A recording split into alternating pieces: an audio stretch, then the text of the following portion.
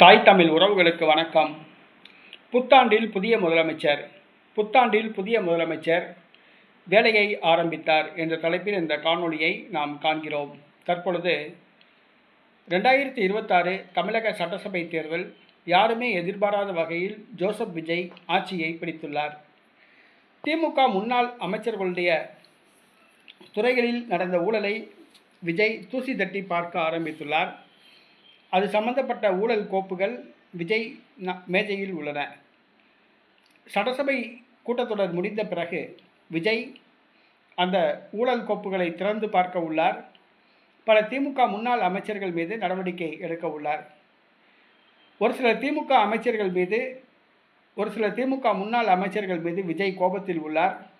அவர்களை கண்டிப்பாக சிறைக்கு அனுப்ப வேண்டும் என்ற முடிவில் உள்ளார். குறிப்பாக செந்தில் பாலாஜியை எப்படியாவது லஞ்ச ஊழல் வழக்கில் சிக்க வைத்து அவரை ஒரு சில ஆண்டுகள் சிறையில் வைக்க வேண்டும் என்பதில் விஜய் தீவிரமாக உள்ளார். இந்த சூழ்நிலையில் செந்தில் பாலாஜி ஜோசப் விஜய் ஆட்சியை கவிழ்க்க களமிறங்கியுள்ளார்.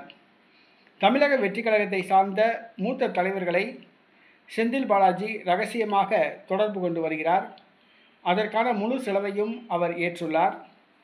வருகிற புத்தாண்டுக்குள் புதிய முதலமைச்சர் என்ற கோஷத்தை முன்வைத்து செந்தில் பாலாஜி களமிறங்கியுள்ளார். இதற்காக திமுக மூத்த தலைவர்கள் முன்னாள் அமைச்சர்களை கூட்டி ரகசிய ஆலோசனை நடத்தியுள்ளார். தொடர்ந்து ஆலோசனைகள் நடத்த திட்டமிட்டுள்ளார். வருகிற புத்தாண்டுக்குள் விஜய் ஆட்சியை கவிழ்க்க வேண்டும், புதிய முதலமைச்சர் வர வேண்டும் என்று செந்தில் பாலாஜி திட்டமிடுகிறார். திமுகவின் தலைமை பச்சை கொடி காட்டியுள்ளதாகவே கூறப்படுகிறது. தற்பொழுது வருகிற புத்தாண்டில் புதிய முதலமைச்சர் என்ற கோஷத்தை முன்வைத்துள்ளார். செந்தில் பாலாஜி களமிறங்கியுள்ளார். அதற்குரிய வேலைகளை ஆரம்பித்துள்ளார். ஆனால் தமிழக வெற்றி கழகமோ தங்களுடைய ஆட்சியை யாரும் கவிழ்க்க முடியாது, தாங்கள் பிரதமர் பதவியை கைப்பற்ற தீவிரம் காட்டுகிறோம் என்று அவர்கள் வடமாநிலங்களில் தங்களுடைய பிரச்சாரத்தை ஆரம்பித்துள்ளார்கள்.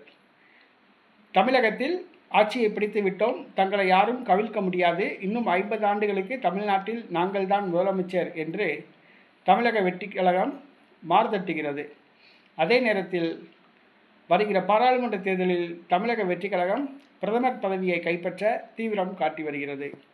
ஆனால் திமுகவிலோ செந்தில் பாலாஜி புத்தாண்டுக்குள் புதிய முதலமைச்சர் என்ற வேகத்தில் பணியை துவக்கியுள்ளார்.